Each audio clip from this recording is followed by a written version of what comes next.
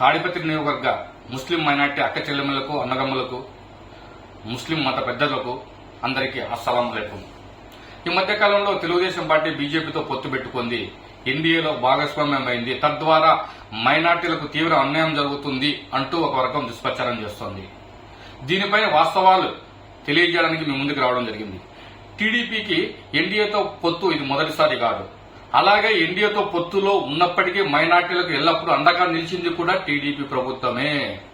మైనార్టీలకు న్యాయం జరిగేది టీడీపీతోనే. దేశంలో మొట్టమొదటిసారిగా మైనార్టీ కార్పొరేషన్ ఏర్పాటు చేసింది టీడీపీనే. విభజిత ఆంధ్రప్రదేశ్ రాష్ట్రంలో కడపలో హజ్ భవన్ కట్టింది కూడా టీడీపీనే.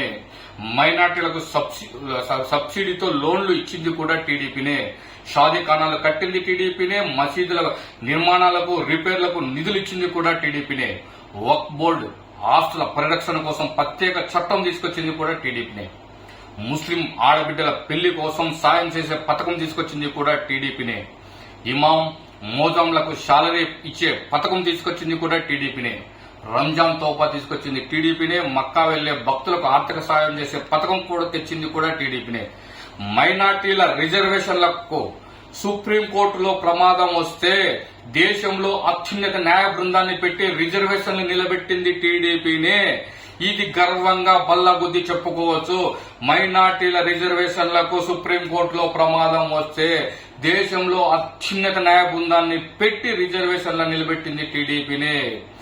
ఓట్లు, సీట్లు, పదవుల కోసం నాటి కాంగ్రెస్ నాయకులు హైదరాబాద్ లో గొడవలు సృష్టిస్తే మత సామరస్యం నింపి హైదరాబాద్ ను ప్రపంచంలో పోటీ పడేలా అభివృద్ధి చేసుకొచ్చింది కూడా టీడీపీనే.